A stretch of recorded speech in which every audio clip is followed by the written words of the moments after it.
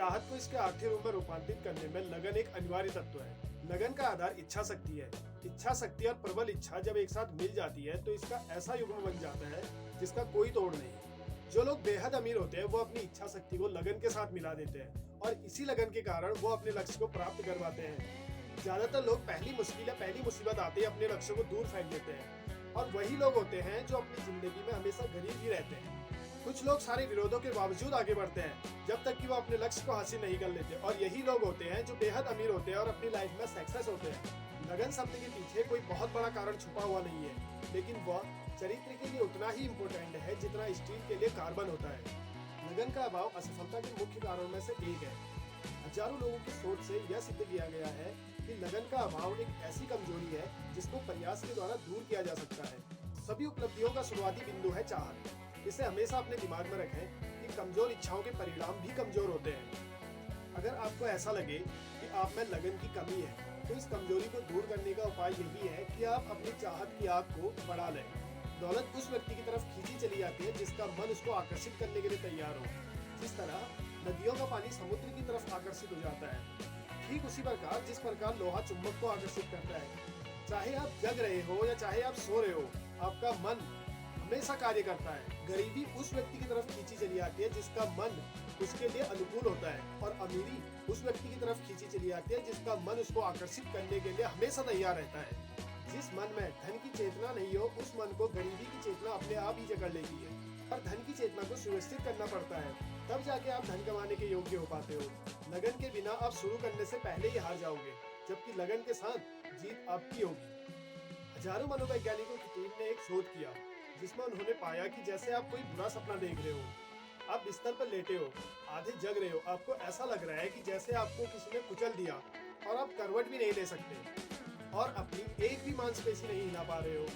आपको ऐसा लगता है कि आपको अपनी मांसपेशी में फिर से नियंत्रण पाना चाहिए।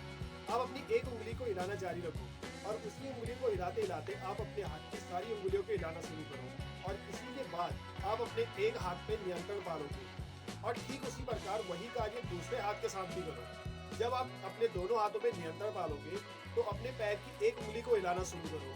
अपने पैर की एक उंगली हिलाना जारी रखते हुए आप अपने पैर की धीरे धीरे सारी उंगलियां हिलाना शुरू करो और जिससे आप अपने एक पैर पर नियंत्रण पालोगे और ठीक उसी प्रकार आप दूसरे पैर के साथ भी वही क्रिया करो जिससे आप अपने दोनों हाथ और दोनों पैरों पर नियंत्रण पालोगे।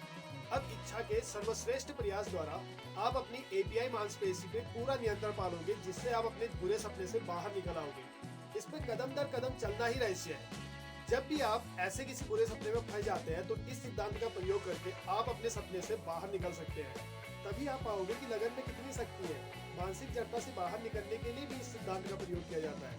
पहले धीमी गति से प्रयास करें, फिर अपनी गति बढ़ाते रहें। इससे आप अपनी इच्छा शक्ति पर पूरा नियंत्रण पालोगे। लगे रहें, चाहे शुरुआत में आपकी गति कितनी ही धीमी क्यों ना हो, लगन के साथ आपको सफलता जरूर मिलेगी। कुछ लोग बेहद अमीर इसलिए होते हैं क्योंकि परिस्थितियों ने उन्हें ऐसा करने के लिए मजबूर किया था और उन्हें मजबूरन लगनशील बनना पड़ा। उन्होंने लगन की आदत डाल ली या फिर ये कहें कि एक प्रकार से उन्होंने असफलता का बीमा करा लिया। चाहे वो कितनी ही दफा असफल क्यों ना हो जाए, लेकिन आखिरकार वो शिखर पर पहुंच जाते हैं। जो लोग हारने के बाद अपने आप को उठा लेते हैं और कोशिश करते रहते हैं और सफल हो जाते हैं तो उसके बाद दुनिया कहती है, शाबाश, हम जानते थे कि तुम ये काम कर सकते हो। हम जो जिंदगी के हादसे पे खड़े हैं वहाँ पे हम दो तरह के लोगों को देखते हैं। बड़ी संख्या में हम उन लोगों को देखते हैं जो हार कर जमीन पे गिर गए और वो कभी उठकर खड़े नहीं होते, और दूसरी ओर हम उन व्यक्तियों को देखते हैं जो यह मानते हैं कि असफलता और कुछ नहीं, अधिक प्रयास करने की प्रेरणा है। सौभाग्य से वो अपनी लाइफ में रिवर्स गियर को कभी स्वीकार ही नहीं करते। हमें एक बार जाननी बहुत जरूरी है कि अगर किसी भी व्यक्ति में लगन की कमी हो तो वह जिंदगी के महत्वपूर्ण सफलताओं को कभी हासिल नहीं कर सकता। टॉम मनोगन को ही देख लीजिए। उन्होंने पिज्जा के छोटे से स्टोर को आज दुनिया भर के हजारों डिलीवरी आउटलेट में तब्दील कर दिया। यह सब ऐसे ही नहीं हुआ, इसके लिए उन्हें 30 वर्ष का समय लगा। सन 1989 में उन्होंने समाज सेवा के लिए अपनी सफलतम कंपनी को बेचने का निर्णय ले लिया, परंतु उनका प्लान सफल नहीं हो पाया। जिस कंपनी ने डोमिनोज पिज्जा को खरीदा था वह दिवालिया होने के कगार में पहुंच गई।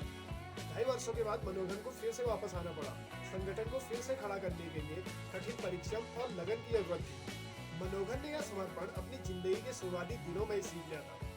बचपन से ही उन्होंने नुकसान, कुप्रथाओं, गरीबी से एक उद्यमी के रूप में पहचान बनाई थी। एक बार फिर से उन्होंने 6000 स्टोर बनाने के लिए अपनी पूरी ताकत झोंक दी। 6000 स्टोरों में से 100 स्टोर यूनाइटेड स्टेट में ही थे। मनोगन ने प्रचार के लिए एक नया डिलीवरी नियम लागू किया। उन्होंने 30 मिनट में डोमिनोज पिज्जा को कस्टमर के घर पहुंचाने की सुविधा दी। 30 मिनट में पिज्जा डिलीवरी करने के चक्कर में वाहनों की रफ्तार के कारण उन्हें कई बार कोर्ट के चक्कर भी लगाने पड़े। एक महिला जिसे डिलीवरी के कारण दुर्घटनाग्रस्त होना पड़ा, उस महिला को मनोगन को $30 लाख देने पड़े। एक अन्य महिला को $780 लाख देने पड़े।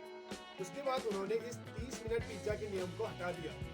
इस धन के भारी नुकसान के बावजूद मनोगन ने हार नहीं मानी। उन्होंने अधिक समय, अधिक पैसा लगाकर, अधिक मेहनत लगाकर अपनी कंपनी को फिर से गति पकड़ा दी। उनके इसी लगन और सकारात्मक सोच ने उनकी टीम को प्रोत्साहित किया, जिस कारण आज डोमिनोज अपनी इंडस्ट्री की सबसे सफलतम कंपनी है। डोमिनोज की सफलता का राज मनोगन की दृढ़ इच्छा शक्ति थी, जिसे उन्होंने लगन के साथ मिलाकर पूर्ण किया। अमीरी सिर्फ कल्पनाओं से नहीं आती, अमीरी निश्चित योजनाओं से आती है, जिसके पीछे निश्चित इच्छाएं हो और निरंतर लगन हो। दोस्तों, इसी संबंध में आपके सामने एक शायरी प्रस्तुत करना चाहूंगा। जिसे लत लग जाए मंजिल की, उसे सूखा खाना भी खाना पड़ता है। कि जिसे लत लग जाए मंजिल की, उसे सूखा खाना भी खाना पड़ता है। कुआं प्यासे के पास नहीं आता मेरे दोस्त, प्यासे को कुएं के पास जाना पड़ता है। दोस्तों, अगर आपको ये वीडियो अच्छी लगी और वीडियो से आपको कुछ नॉलेज मिली हो, तो वीडियो को लाइक करें, कमेंट करें और अपने दोस्तों को शेयर करें। और अगर आप इस चैनल पर नए हो और आपने अभी तक इस चैनल को सब्सक्राइब नहीं किया, तो प्लीज चैनल को सब्सक्राइब जरूर करें। मिलते हैं ऐसे इंटरेस्टिंग और पावरफुल मोटिवेशन वीडियो के साथ में। तब तक के लिए बाय।